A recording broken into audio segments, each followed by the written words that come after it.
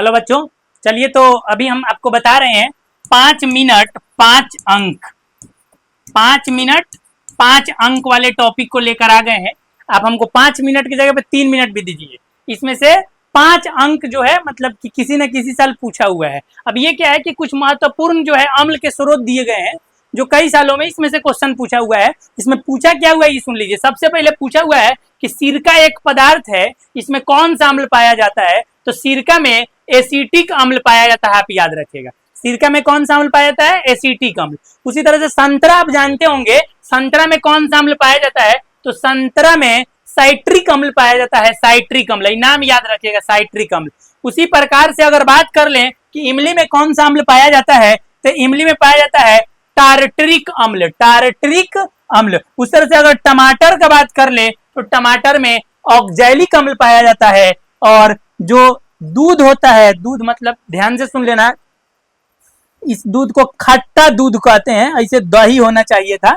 खट्टा दूध या दही जो होता है उसमें लैक्टिक अम्ल पाया जाता है और इसमें जो बैक्टीरिया पाया जाता है उसका नाम लैक्टोबैसिलस होता है। लैक्टोबैसिलस होता है। ठीक, लैक्टिक अम्ल पाया जाता है किसमें? खट्टा दूध या दही में। चलिए, नींबू में साइट्रिक अम्ल, दो जगह किसमें किसमें? संतरा में साइट्रिक अम्ल, नींबू में भी साइट्रिक अम्ल पाया जाता है।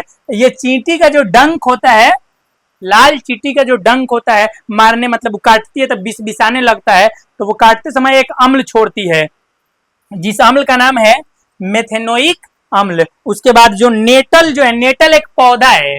इस नेटल का जो पौधा होता है उसके पत्ती में रोआ होता है। उस रोआ का जो डंक लगता है तो उस डंक में भी मेथेनोइक अम्ल होता है जिससे जलन उत्पन्न हो जाता है। और सेब जो एक फल है, इस सेब में मैलिक अम्ल होता है। मैलिक अम्ल एक बार जल्दी जल्दी हम बता देते हैं। सिरका में एसिटिक अम्ल, संतरा में साइट्रिक अम्ल, इमली में टार्टरिक अम्ल, टमाटर में ऑक्जैलिक अम्ल, फटा हुआ दूध या खट्टा दूध या दही में लैक्टिक अम्ल, नींबू में साइट्रिक अम्ल, चींटी के डंक में मेथेनोइक अम्ल, नेटल के डंक में मेथेनोइक अम्ल और उसके बाद सेब में मैलिक अम्ल। ये मतलब बहुत इंपॉर्टेंट क्वेश्चन था। आप इसको एक बार ध्यान से देख लो, समय भी बहुत कम लगा है। और यहां से आपका मतलब पूरे 50-80 नंबर में से 40 अंक जो आपका ऑब्जेक्टिव आएगा ना, तो उसमें से कम 2-3 क्वेश्चन तो इसमें से जरूर होगा। चलिए ठीक है।